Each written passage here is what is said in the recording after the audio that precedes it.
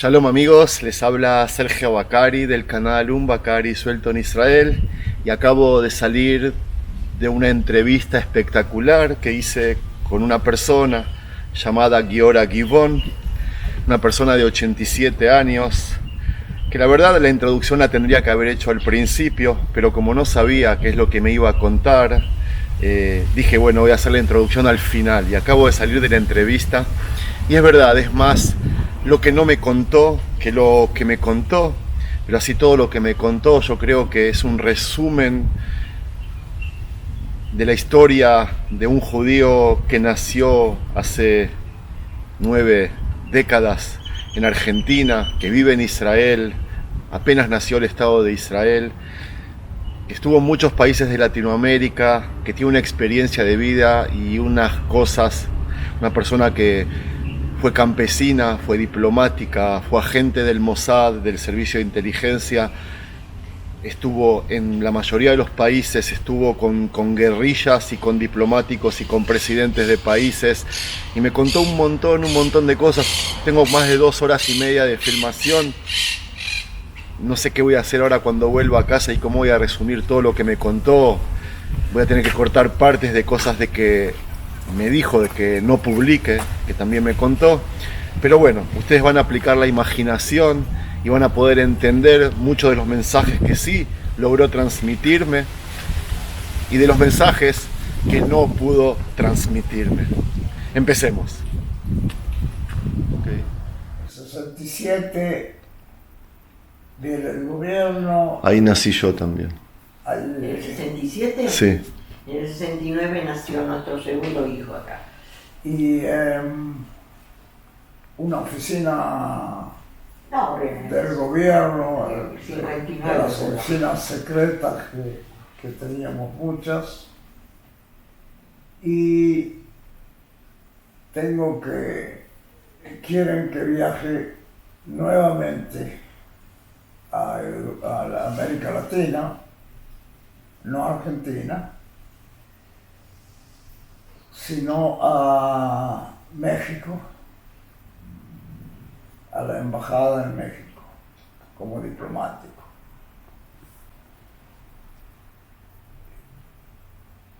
Aceptamos, viajamos y me designaron primer secretario de Asuntos Culturales. Y estuve en México, como estuvimos en México, como en ese tafkid. Pero ese tafkid era... Tafkid es rol. Sí, era un poco distinto. Por un lado me obligaba a cierta actividad cultural, porque hay que hacerla. Pero la actividad era otra, que en ese momento estaba más ligada a la cuestión de los judíos rusos. Golda Meir impulsó mucho esa cuestión en ese momento. Había una organización fuerte que en esa época era secreta, ahora ya no. Ya Bibi dijo el nombre hace unos años, entonces... Bibi es Netanyahu. Que la tarea era trabajar en los países, algunos en Europa, otros en Estados Unidos, otros en América Latina, y yo era encargado de toda esa zona, México, hasta Colombia y Venezuela incluidos, todo Centroamérica y demás. Que la cuestión era convencer, entusiasmar, qué sé yo, a los gobiernos y a los intelectuales y a los políticos y a los grandes empresarios de incorporarse a un movimiento de exigir de la Unión Soviética la salida de los judíos. La tarea obligaba a encontrarse con Políticos. con todo el mundo, o sea, con políticos, escritores, pintores, guerrilleros, de todo. Yo estuve en ese Estamos hablando de una época que al que hablaba hebreo o al que mostraba su judaísmo, se lo encarcelaban, se lo llamaba los presos de Etzion. Sí, en la época de que la Unión Soviética estaba la persecución, Sí. digamos, abierta. Y entonces nuestra tarea era hacer presionar. Por ejemplo, yo conseguí muy buenas relaciones con el presidente de Costa Rica, que se llamaba Figueres, famoso Figueres, y Figueres abiertamente estaba negociando relaciones con la Unión Soviética, y él comunicó a la Unión Soviética: yo no voy a hacer relaciones mientras ustedes no permitan a los judíos su libre expresión y su salir a Israel, etc. Y así conseguí mucha gente importante. Hicimos varios congresos, congresos de 2-3 días, donde había representantes de todos los países, políticos, escritores, hasta conseguí que el premio Lenin de Colombia apoye el movimiento, que era un escritor, lo cual hizo que los rusos se preocupen de escribir en todas las revistas de ellos, de que hay un agente del sionismo internacional, del Mossad, el coronel Gioradion. Un momento, hasta este momento es la primera vez que usted nombra su nombre. Sí, Giora Gibón. exacto. Ok. Que está atrás de toda esta campaña. Voilà. Al máximo llegó cuando en Venezuela había un movimiento guerrillero bastante grande, una guerrilla más o menos urbana o de los alrededores.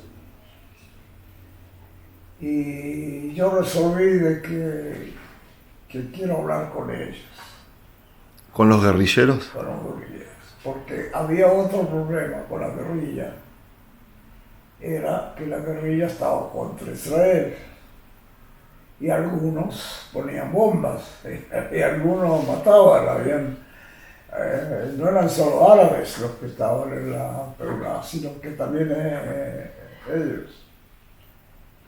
Y entonces conseguí que me lleven a encontrar con el jefe de los guerrilleros en esa época. ¿Venezuela? En Venezuela, en una selva.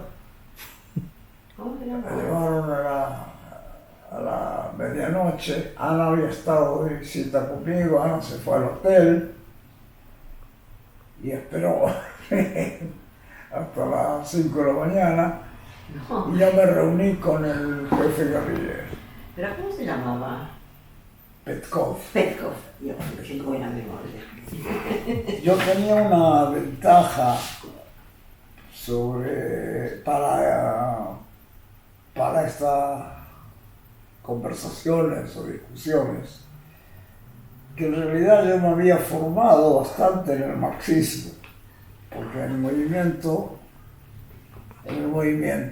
era un movimiento con mucha influencia marxista, no comunista, pero materialismo dialéctico, materialismo histórico, todas esas cuestiones. Entonces yo podía hablar casi el mismo idioma, nos entendíamos. Y conseguí que el jefe, que la guerrilla venezolana apoye. cuando estábamos ahí en la selva, le dije, mire, usted seguramente o va a ganar, y entonces va a ser presidente, o va a perder, y entonces se va a desarmar el movimiento. En ambos casos, cuando termine, lo invito a Israel. Le invito a que venga a visitar Israel. Mira, una cosita. La madre era judía. De pistacho, ¿es correcto? De Petkov. Petkov. Sí. Sí, pero él no era... Bueno, Ok. pero él dijo que la madre No, pero era algo, judía. ok. Ok, entonces, ok, ahí quedamos. Cuando terminó, terminó la guerrilla, formaron un partido muy importante que se llamaba el MAS, M-A-S, que era una división del Partido Comunista, pero mucho más grande que el Partido Comunista. Y Petkov estaba al frente. Petkov fue a la embajada, yo ya no estaba, yo estaba ya en Israel, pero otra cosa. Ujú. Petkov fue a la embajada, le dijo al embajador, Dimon me invitó a Israel. El embajador fue suficientemente inteligente de decirle, si Dimon lo invitó, Vaya, va.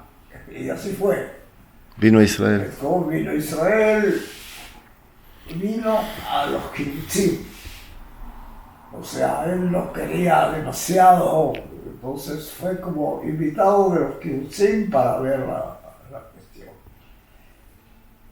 Eso llevó a que otra vez los rusos escribieran que uno de los culpables de la división del Partido Comunista en Venezuela era yo, ¿Usted? la gente sionista. Yo y un filósofo español que era amigo nuestro, ¿Quién? ¿Pellicer? Nuño, Ah, Juan Nuño. Nuño, ¿Cómo? Juan Nuño, Juan Nuño. escribió un libro muy bueno sobre el problema de los judíos. Era un goy, o sea, no era judío. Ah, Pellicer. Escribió un libro muy bueno sobre el problema de los judíos soviéticos y la verdad que nos apoyó mucho. Y así me hice muy conocido entre tanto con los políticos. Por ejemplo, en Guatemala, fuimos con yo llegaba, yo tenía una especie el papel mío era punto jerárquico, era alto. Ujú. O sea, yo podía venir a un embajador y decirle, vení conmigo a tal lugar. En Guatemala le digo al embajador, vamos a ir a ver al ministro de Defensa. En esa época empezamos a desarrollar algo más. Ya no era solo los judíos soviéticos, sino que había comenzado el envío de armamento de la Unión Soviética a Egipto y a Siria. O sea, empezó a haber un problema ya también de defensa Ujú. para Israel, de la presencia de los técnicos soviéticos. Entonces, yo desarrollé en ese momento la teoría del imperialismo soviético. Demostrar que está bien, los americanos son imperialistas, los ingleses son especialistas, pero también los soviéticos son imperialistas, otro tipo, pero la misma cosa. Y le expliqué todo al ministro de Defensa y él me dice, bueno, esta noche, yo le invito esta noche para que hable en el Comando Central del Ejército y explique esto que es muy interesante. Y yo le digo, mire, lo lamento, pero esta noche estoy ocupado. Yo creo que el embajador casi se desmayó. Y el tipo me dice, no, yo sé que usted está ocupado. Porque ahí se sabía, ¿no? Porque yo me reunía con el Partido Comunista de Guatemala, que era... Y entonces al otro día me dice. Pero era una actividad, la teoría del imperialismo soviético me ayudó bastante, era interesante. En el desarrollo de esa teoría me ayudó mucho un mexicano que se llamaba José Revueltas, un escritor que había sido un gran comunista, pero que después se salió y era un crítico. Con esa teoría del imperialismo soviético, yo consigo que me inviten en la Universidad de Bogotá. Colombia. La Universidad de Bogotá era un refugio, estaba bajo las manos de los guerrillas, absolutamente. Nadie podía ir a hablar ahí. Si agente del gobierno que iba ahí terminaba con tomates, huevos y demás. Yo consigo ir, el embajador me dice, estás loco, ¿qué vas a ir ahí? Y digo, bueno, voy a ir. Y anunciaron y fui, bueno, en taxi fui. Llegué, el Paraninfo, el aula central estaba full de gente, una locura. Porque todo el mundo venía a ver esa locura de un diplomático israelí que viene a hablarle a ellos, el imperialismo soviético. Yo empecé a desarrollar mi teoría. Con datos históricos, con la guerra en Angola, con cuestiones así, o sea, donde los soviéticos habían actuado como un simple imperialista. Y obtuve enseguida el apoyo de los maoístas. ¿De los? Maoístas. Maoístas. Lógicamente las guerrillas estaban, una parte maoísta, la parte mayor, y una parte soviética. Y los maoístas estaban de acuerdo, porque para ellos la Unión Soviética también quería mandar en China, que ellos lo dejaban. Ahí hablé y después hubo horas de preguntas. El embajador, mientras tanto, estaba comiéndose las uñas pensando cuándo me van a matar. ¿Ah, sí? La verdad que fue una cosa muy, muy interesante, muy impresionante para mí, porque era clara ahí la discusión entre maoístas que me apoyaban y los... La idea era neutralizar un poco en los movimientos de izquierda fuertes, que en ese momento en América Latina eran fuertes, ¿no? Como ahora, la posición anti-israelí, porque todos eran anti-israelíes. Las revueltas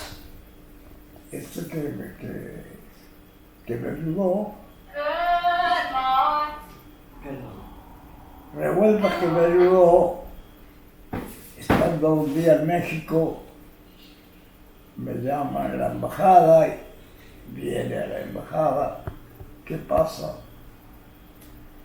Tengo un problema, dentro de unos días va a haber una revuelta estudiantil, yo estoy metido en esa revuelta, él es uno de los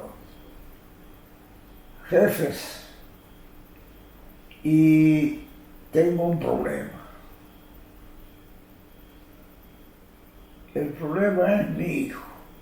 Mi punto débil es mi hijo.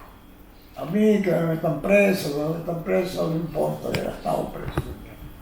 Pero mi hijo, y yo he hecho mucho por ustedes. La verdad, había hecho también por Cuba, cosas. He hecho por ustedes, yo necesito que me ayuden. Que mi hijo estudia violín. Quiero que lo manden becado a Israel. Que lo manden becado a Israel. No era fácil. No era fácil el asunto. Consulté aquí el más alto nivel y aceptaron. Y después de 2 o 3 días salió en el avión de Isabela, salió publicado en todos los periódicos, porque es él mismo y lo quería protegerse.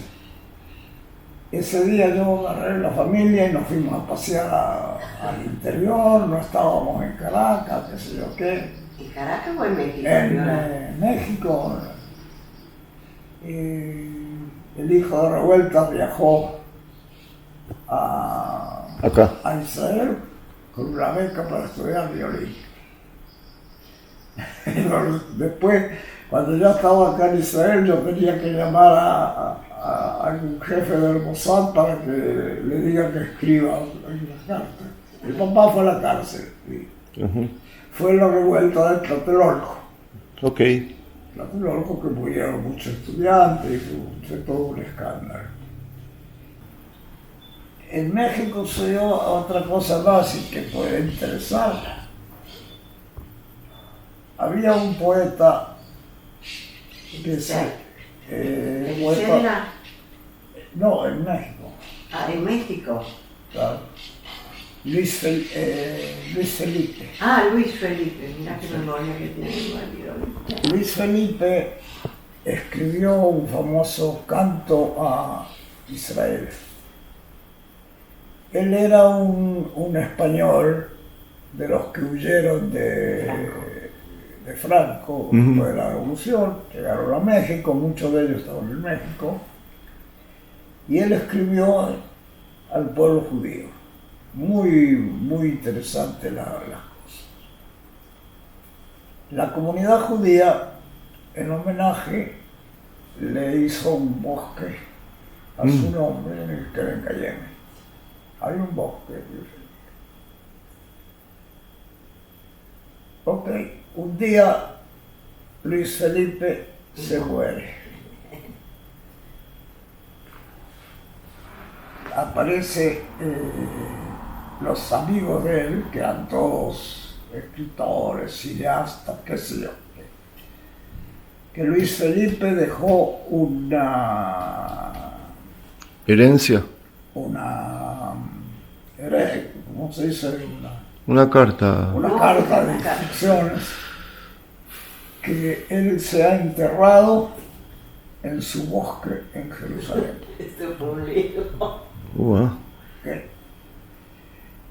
En su bosque en Jerusalén. Y que ellos quieren, nosotros cumplamos. Que queremos que enterremos en Jerusalén. Yo sabía que eso era más difícil que enterrar a Luis Felipe en un bosque en Israel. Eso era más difícil que sacar al hijo de Revueltas.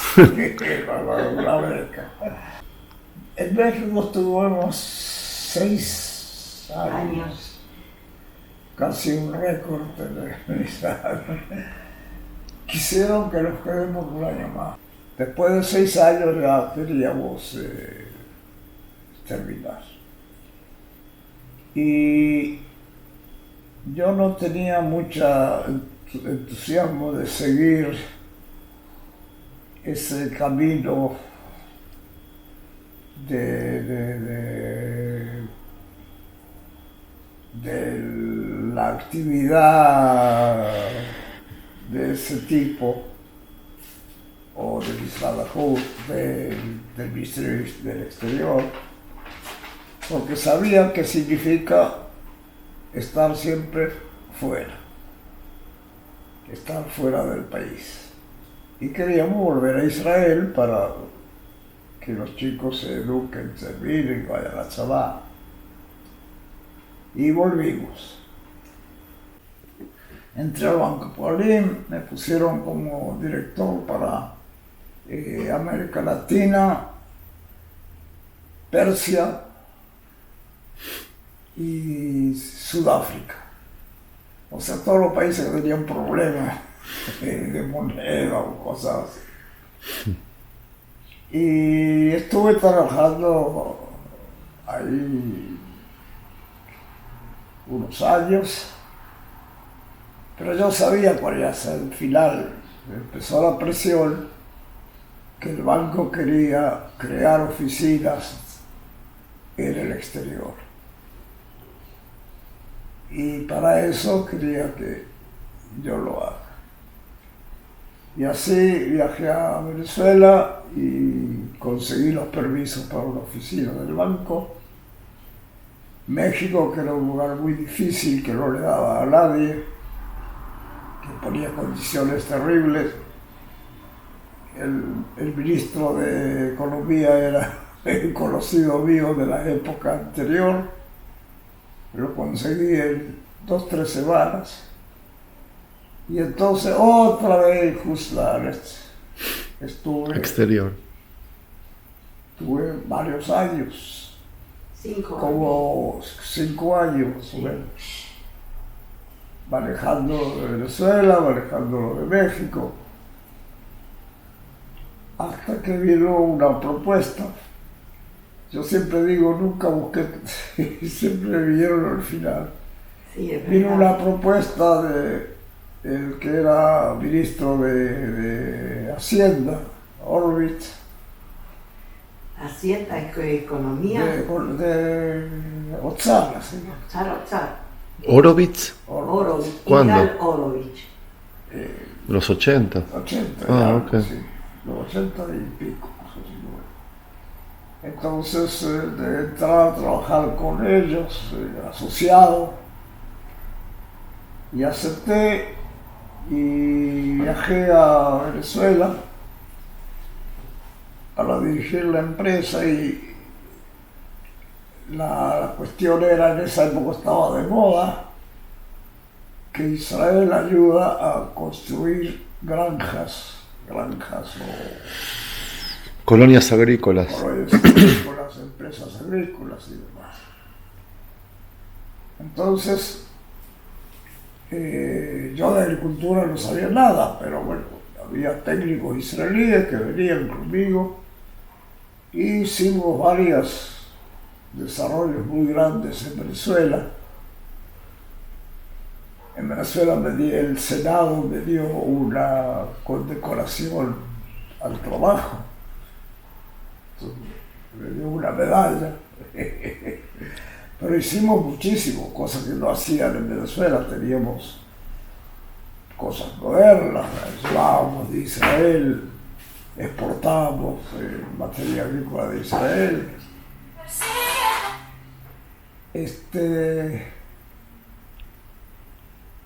Y hasta que vino la crisis venezolana. Y muchos... No, que se me va solo, tengo una maleta malo, mi cosa. Hasta que vino la crisis venezolana y tuvimos que dejar casi todo. O sea, en este momento tenemos allá campos, vacas ya se las comieron, las vacas se las comieron, pero campos todavía hay, y todo se quedó ahí. Uy. Con irrigación por goteo israelí. Hicimos manzanas que en Venezuela nunca habían hecho manzanas, se las traían, era fruta exótica, las traían. Y tuvimos que dejar todo en Venezuela. Y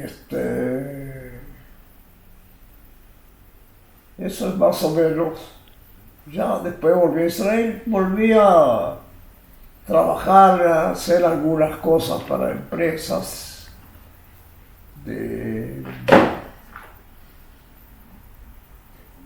para algunos desarrollos en Argentina, en Salta, algunas cuestiones así.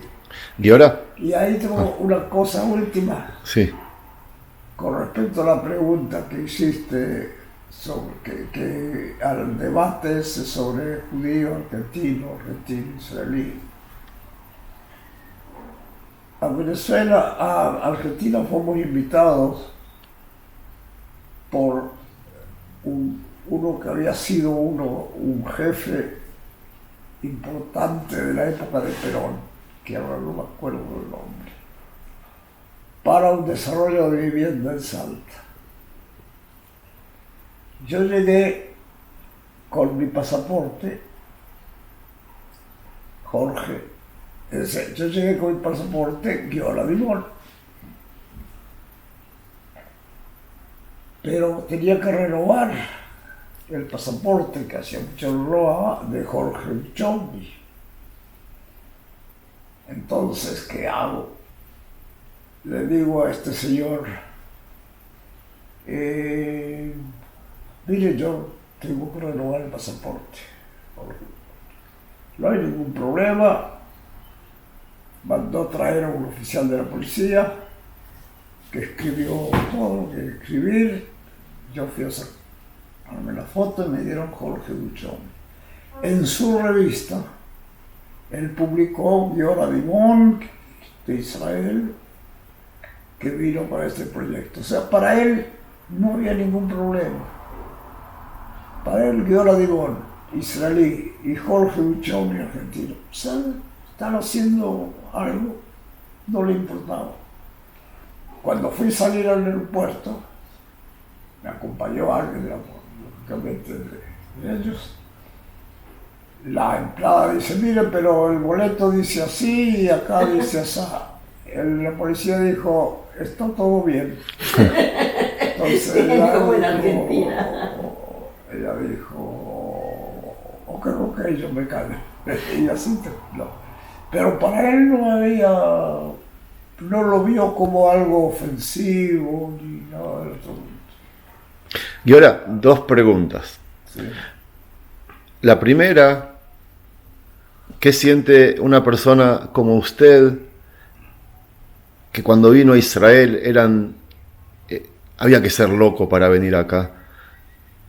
Argentina estaba en una época de auge, supongo que la situación de ustedes mirando hacia el futuro era mucho más positiva.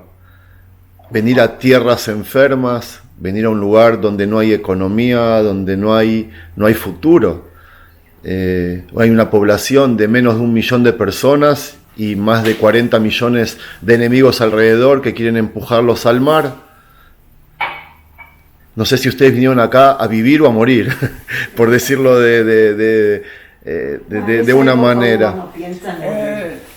¿Qué siente hoy una persona después de pasar todo lo que pasó y de ver que Israel hoy es una potencia mundial, que no le falta nada, y que las manos con las que usted ahora toma el café fue con las mismas manos que cortó bananas, con la misma mano que le extendió Eli Cohen, con la misma mano tantas veces, o sea, todo lo que hizo por Israel, pero le pregunto si valió la pena todo eso para dejarnos a mi generación, a la de mis hijos y a la de mis nietos, esto que nos están dejando. Sí. La verdad que a veces pienso que estábamos, no quiero decir un poco locos, estábamos entusiasmados, empapados en una visión, en una idea, en una ideología que hacía que todos los problemas desaparezcan.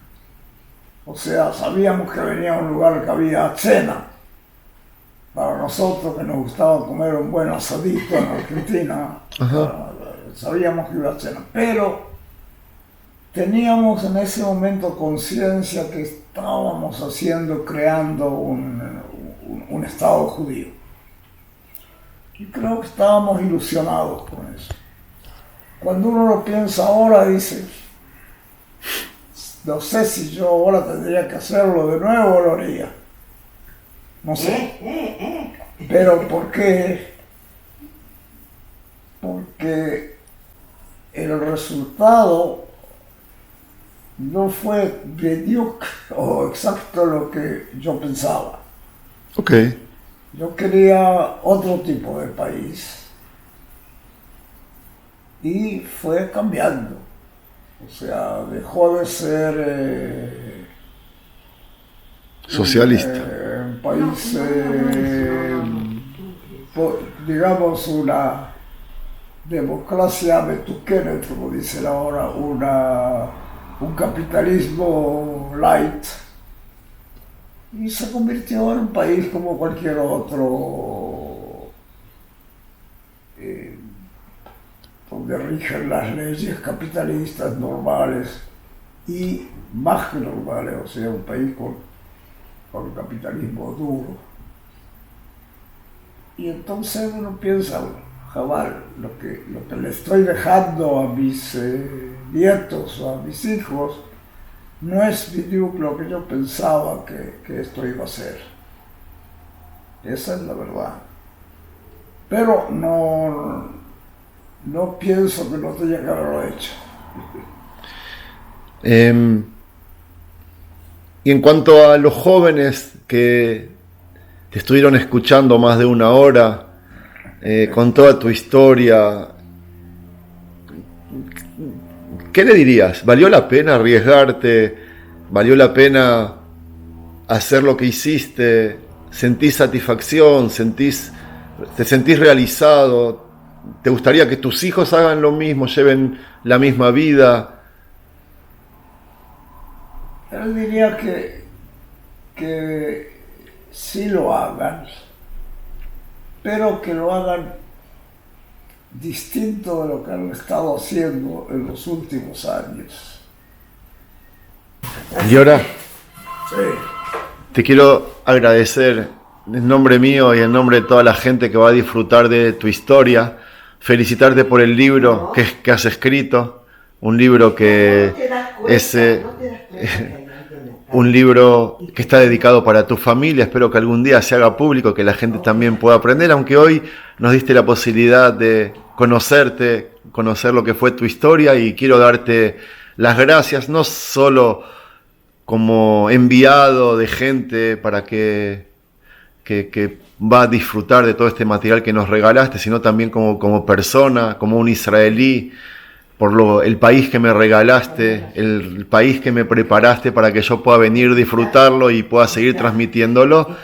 Y te quiero prometer de que yo soy uno de los que va a seguir tus pasos y que va a cuidar todo lo que construiste con mucho, mucho, mucho sudor, me comprometo. Muchas gracias. Okay. Y Shetié Bari, que hasta los 120. A ti también, Hanna. Espero que a alguien le interese. No, pero te quiero decir algo. ¿Filmando o sin filmar? Como sea, no fue sacrificio, porque todo lo hicimos porque quisimos. Sí. Hay una gran diferencia. Entonces, todo lo que en un momento, que ahora recuerdo, cómo hicimos lo que hicimos, no te puedo decir detalles, porque tengo muchos recuerdos buenos, algunos menos buenos, pero no dejan de ser buenos recuerdos. Increíble. Toda Gabá, muchas gracias. Yo no pensaba que me iba a salir, porque entonces me pintaba un poco más. No, se no me cede el Sergio.